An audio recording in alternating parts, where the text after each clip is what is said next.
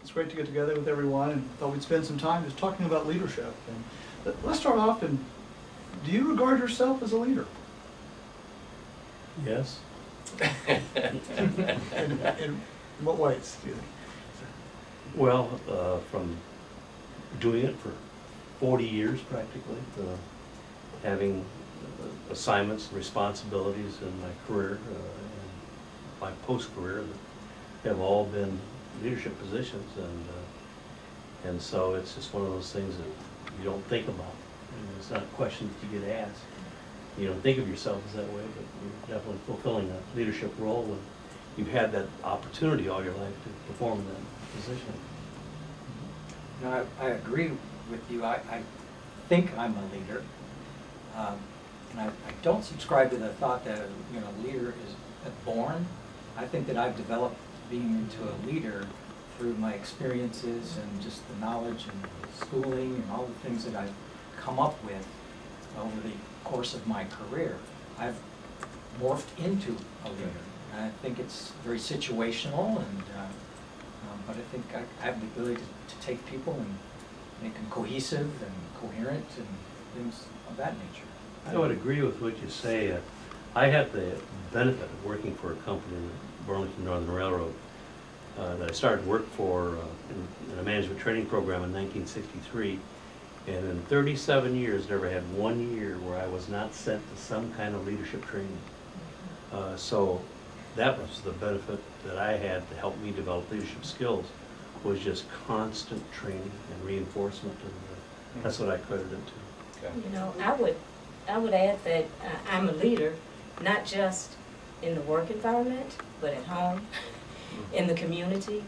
Everything I do really speaks to all the leadership skills that I've built over the years. I agree with you, it's about the experiences I've gained, but it's not just in the work environment.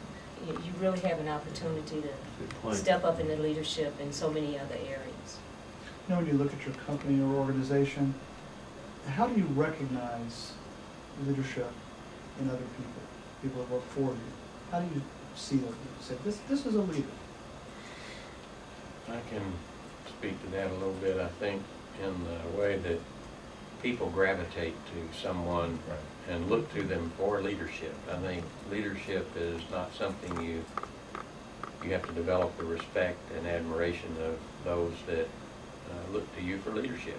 Otherwise, whether you're called a leader or not, I think it is a hollow name unless you really have developed those characteristics that people gravitate and aspire to be a part of. I think one. I would say there's managers and there's leaders, and the leaders people naturally follow.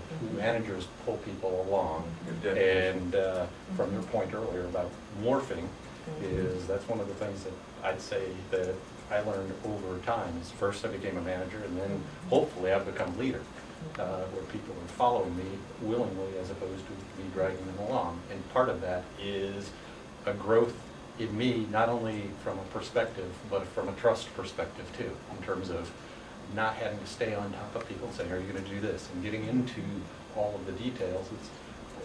Most people are going to want to do the right thing, and you trust that they go along, and you give them general guidance, and they follow. And it makes the work effort much easier on both sides. And from that perspective, the other part of it is I'm a follower as well. I follow the people that I lead at times, and because I don't know everything. Yeah, I've always found that the best way to tell what kind of a leader somebody is by just talking to the people that work for them. And you get an assessment about what kind of leader they have. Right. And it's probably the best source of finding out what type of leadership style somebody has. When you look at whether it's in politics or in business today, I think there's a lot of concern and skepticism about the number of leaders that we might have. When you look at corporate America or beyond, do you see a lot of good leadership? Are you concerned about leadership? How would you grade where we are in this country, at least right now? I am concerned about leadership. If I look at our country, I really think about the fact that we don't necessarily seem to have people who are willing to come together and sit down and talk. And I think leaders have to possess that quality to talk, to listen, to be able to hear what's being said, and also to be able to inspire people to come together. And I don't see that. I see factions.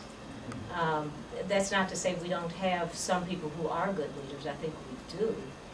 It's just that a quality of leadership that I think is missing tends to be that ability to mobilize people together around the cause, exactly, especially now, of getting our country back on track after the recession. I think that piece is missing. I think the answer to the question has to do with what institution you're talking about.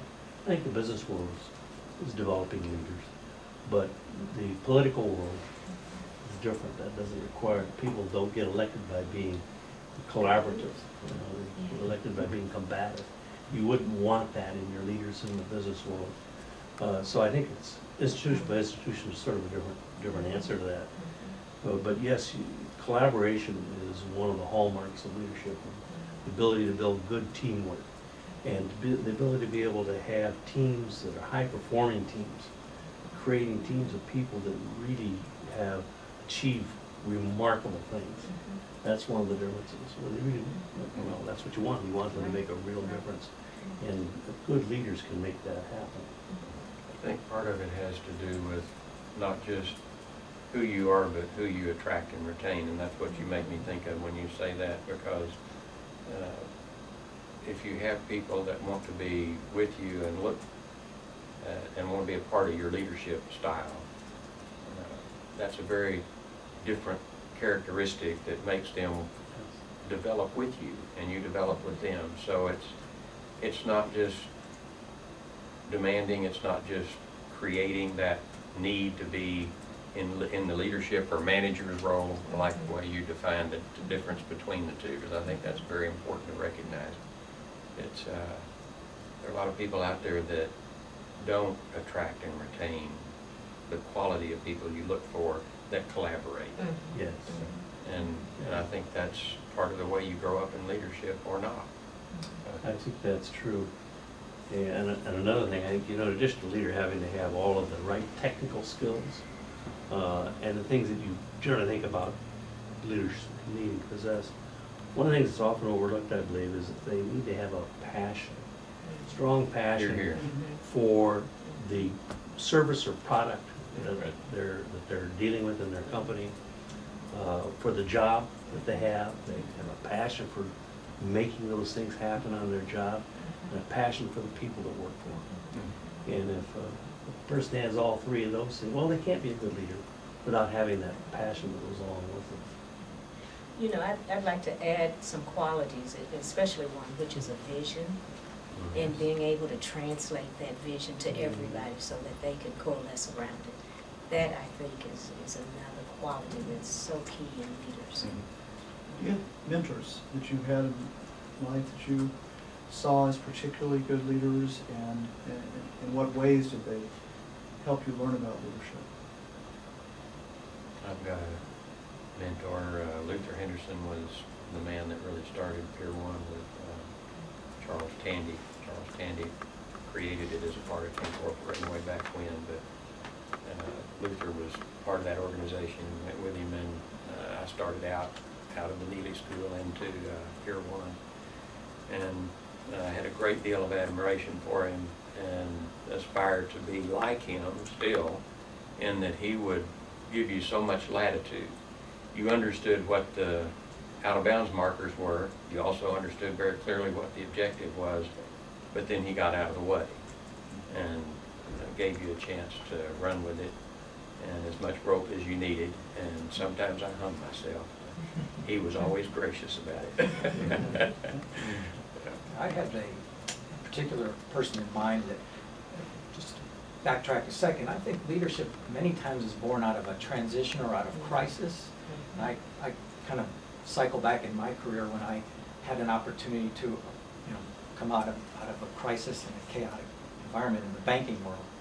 And I had a manager that I stuck with almost 14 years who had an astute way of recognizing people and how to evaluate their strengths, weaknesses, and put them in places or in positions to succeed, but also challenging them.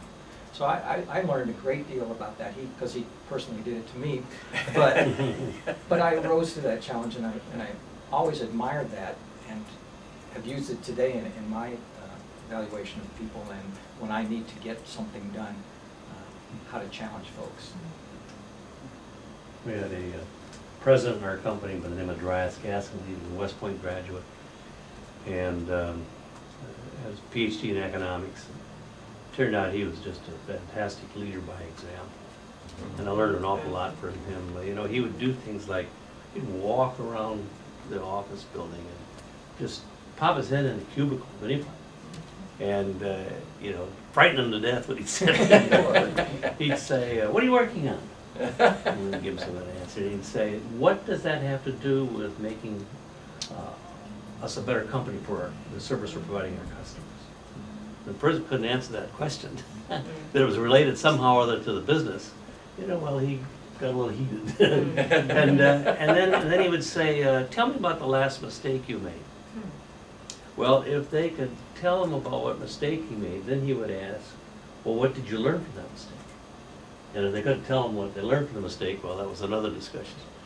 But if they would say, I can't remember a mistake I made, because you're not taking enough risk.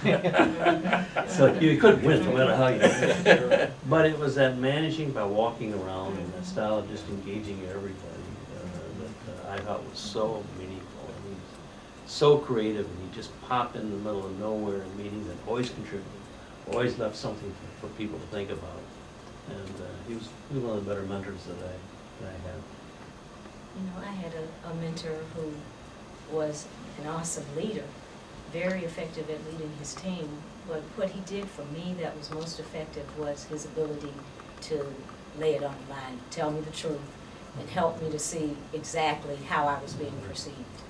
And for me, that was, you know, just so key to my being able to develop as a better leader myself. You know, clearly, all of you have had incredible careers, you've been in leadership positions, and you've tasted success in so many different ways.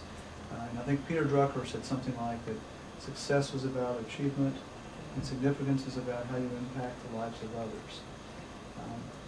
Can you talk about the difference a little bit? I mean, you all are successful, but I think you also all have, you have a quality of significance, and your leadership has that. So what does it mean to you, being significant as a leader in corporate America and in other organizations? What does it mean to be significant?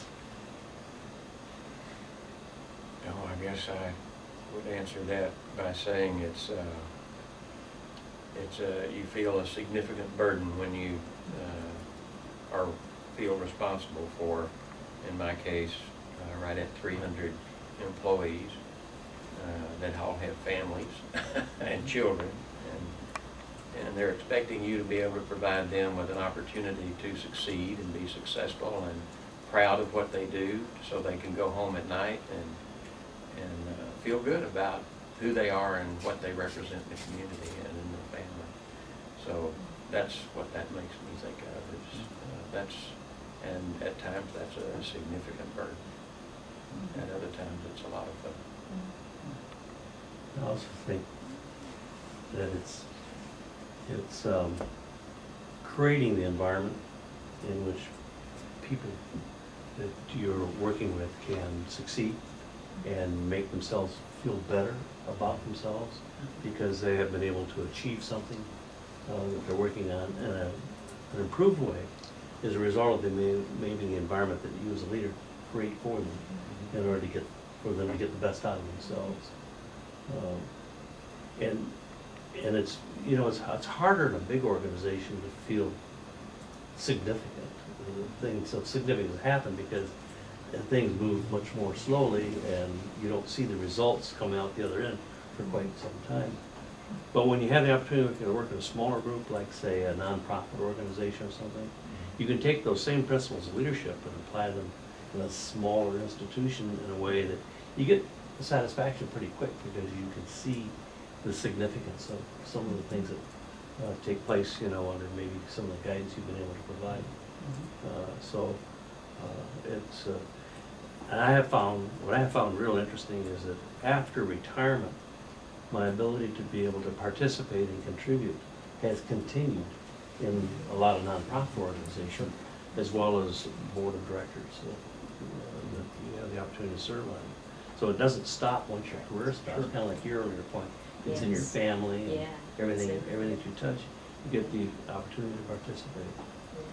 And I would say, for me, significance is all about me being able to be myself, being authentic, and being able to take that self and being a little bit vulnerable and sharing it with others. Sure. So, like you, I've had the opportunity to, after my career with IBM, work in the community a lot and work with children, youth, and also young professional blacks who I do a leadership development program for. So it's about giving back. It really is about giving back. And I have my own little motto, which I call standing tall, reaching back. Yeah. Because it really is about being able to take everything that's been given to me and doing something with that. And that's where I feel that I'm adding some significance to others. Yeah, I mean, you said basically two things, achievements and significance. And I was thinking about it while everyone else was answering, and I'd divide those into two camps in terms of achievements or things, physical things that I've had an impact on, achievements within the company. Significance is where I've had an impact on the people that I've worked with, or what makes me feel very significant is when I see some of the people that I've mentored succeed in the company. They move forward, they move up, or they're coming back to me 2, 3 years, 4 years, 5 years after they've worked with me and asking for my advice. And that is a great feeling of significance. I couldn't agree more with that. I had the opportunity to serve with teams over the course of the years. Some projects may have been 25 years ago. And this particular team of individuals, 4 or 5 individuals, still relate to that experience. Still get together and talk about it on the phone or something, because it was such a wonderful feeling of achievement.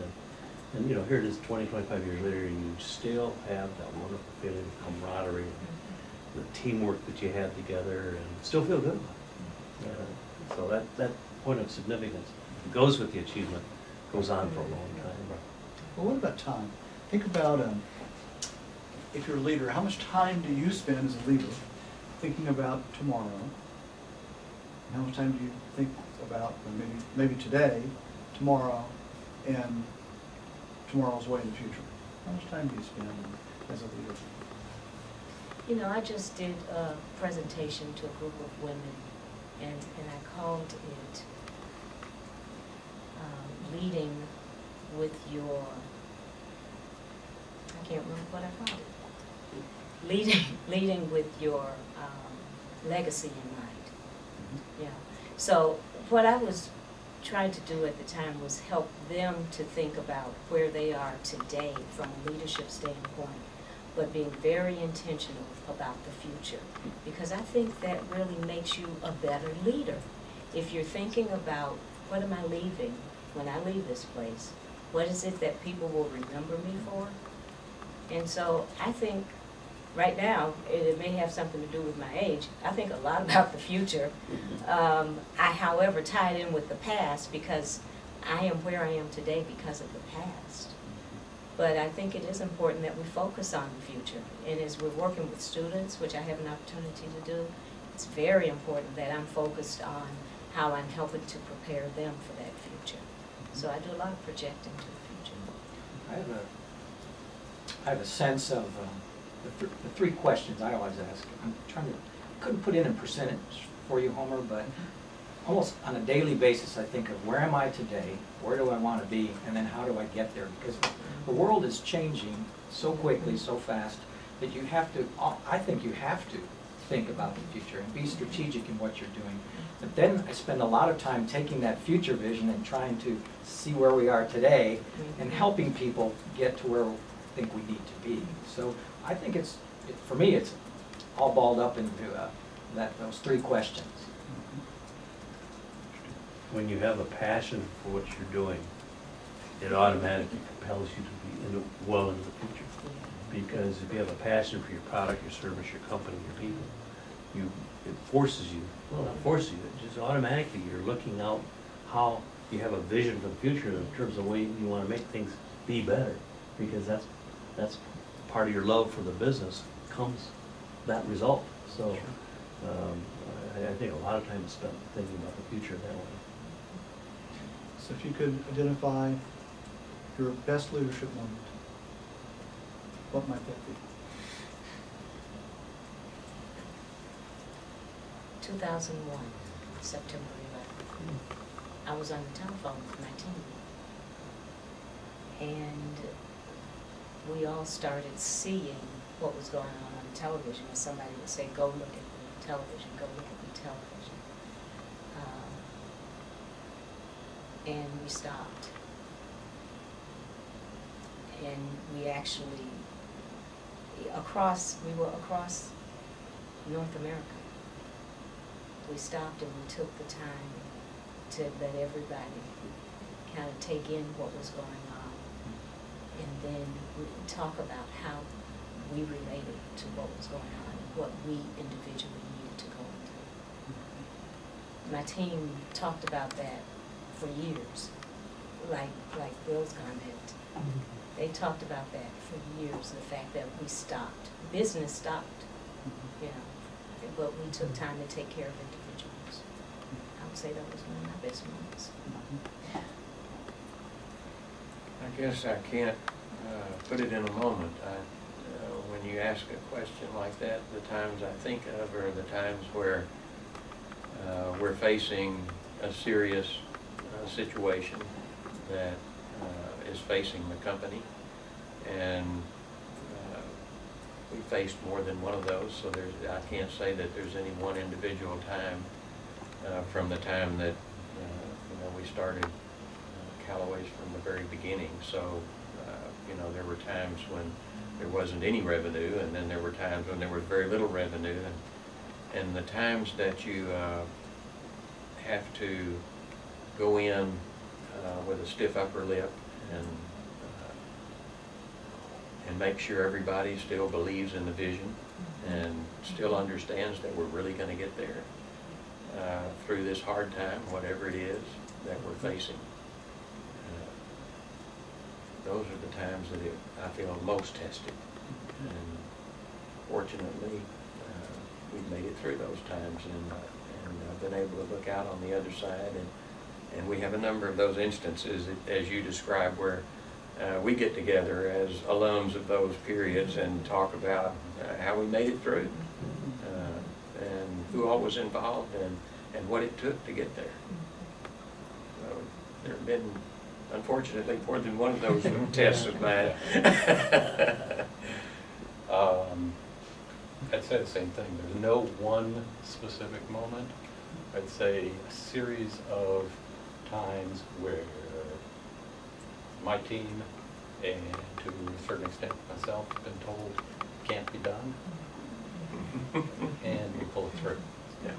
And whomever it is that's saying it can't be done is flabbergasted and surprised, and a lot of times I'm surprised too.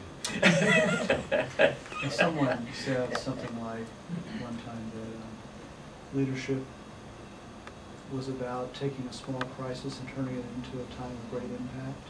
Something like that. It's a good quote. That's a good definition of what I was thinking. Yeah, I like that. I think that's where leadership really comes to the front. It is time of crisis, and I thought back about 1.5 years ago, and I work now in a not-for-profit, Alice Museum of Art. I'm business trained. The financial meltdown happened. Revenue sources to the museum were drying up. The uses hadn't been slowed down yet. But my constituents are art historians, they're educators, and they don't have that sense of perspective. They thought the world was coming to an end. And I was able, through my training and experience, calm us down and give us a plan of action, how we could slowly bring it down and readjust our resources to what our needs were. And that I felt very satisfied that I was able to lead them through that. But it's still tough right now, but it was a nice experience, and I felt very good about that opportunity. I think as you listen to these discussions, the question really breaks down into two kinds of leadership. One is individual leadership that takes place at a crisis. And the other one, of course, is a leadership applied to, over a longer term, moving an organization into a different direction that achieves some particular result. So when you ask the question, well, obviously, the greatest leadership is not a moment, but it's over a time period that has the biggest long-term impact. But when you ask the question, the things that always come to my mind immediately are some of those individual crises of the moment that you had to wade into. Like, you know, I got several of them.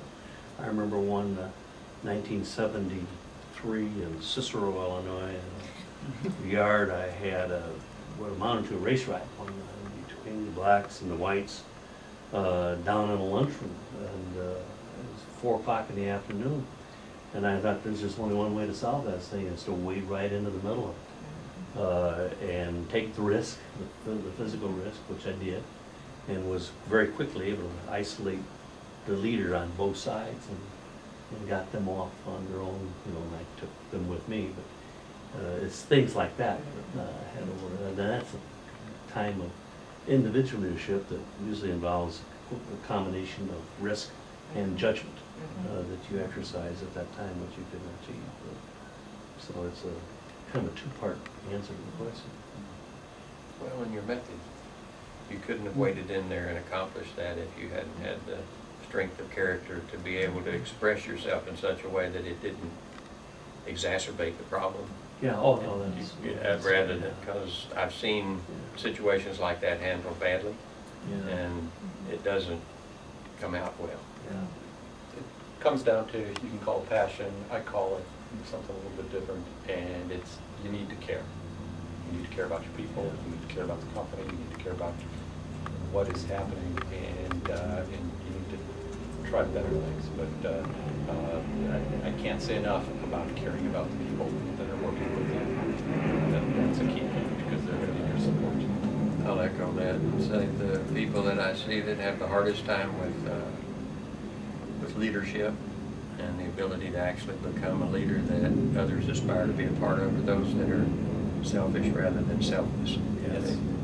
They have more of their own personal desires and concerns in their focus, as opposed to that of those around them and the company as a whole. You know, I would add to both of those that you also need to know yourself and be yourself, and not try to be somebody that you aren't. Right. You know, you really have to develop your own leadership style so you can be most effective in that style. It's interesting, the common theme that runs through all of these is caring for people, being involved with people, and I agree with that. I would add a couple other things. You know, I think you have to assume that to be a good leader, people have to have the right kind of communication skills, the right kind of judgment. They have to be, you know, a sense of urgency and goal-oriented. All this stuff is sort of a given. But the idea of caring and the idea of passion is over above that. And I'd add one more thing, and that is that you have to get yourself involved in the details of what it is that you're managing, because that's where the opportunities are, and that's where the profit is to really understand the details of what it is that you're managing. Doesn't mean you manage the details, but you really have to understand them. Management or leadership is not some kind of esoteric thing that's up here detached. It really has to be attached in a real way.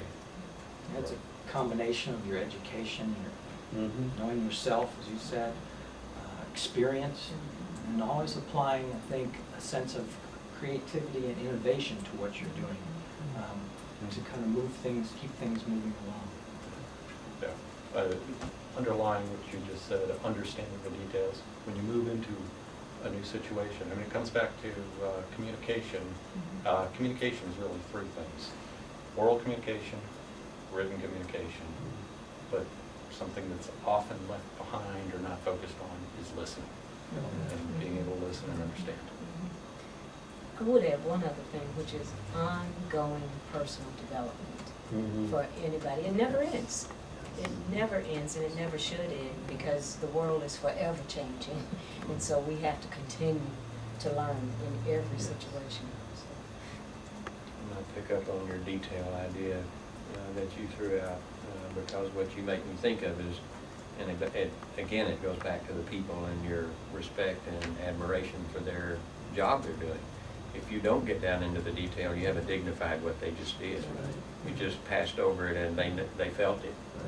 And so getting into the detail and agreeing with them and being excited about it with them and understanding it with them it dignifies their whole process. It gives them a reason to go back and fight even harder to get it better next time. Well, thank you very much, this is great. Thank you. Thank you.